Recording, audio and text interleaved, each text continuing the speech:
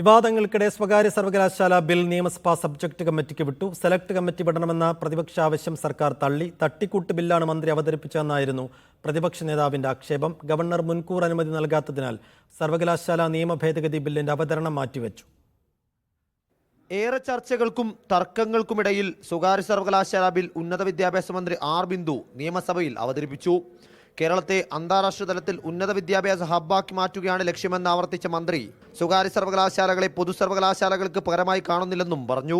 സ്വകാര്യ സർവകലാശാലകൾ പൊതു സർവകലാശാലകൾക്ക് ബദലായോ അവയ്ക്ക് പകരമായോ ഈ സർക്കാർ കാണുന്നില്ല.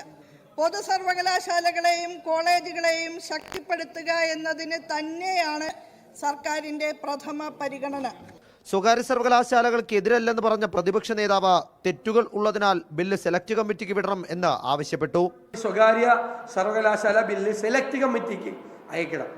ഗൗരവതരമായ ചർച്ച നടത്തിയിട്ട് വേണം ഇത് കൊണ്ടുവരാൻ വേണ്ടിയിട്ടെന്നാണ്. സർവകലാശാല നിയമഭേദഗതി ബില്ലുകളിൽ ആദ്യത്തേതും സബ്ജക്ട് കമ്മിറ്റിക്ക് വിട്ടു. എന്നാൽ സ്ഥാപനങ്ങളുടെ നിയന്ത്രണവും അധികാരവും സംബന്ധിച്ച് രണ്ടാമത്തെ ബിൽ അവതരിപ്പിച്ചില്ല.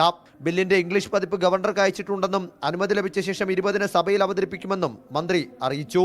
ഇതിനിടെ സ്വകാര്യ സർവകലാശാല ബില്ലിനെതിരെ ASF നിയമസഭയിലേക്ക് മാർച്ചും നടത്തി.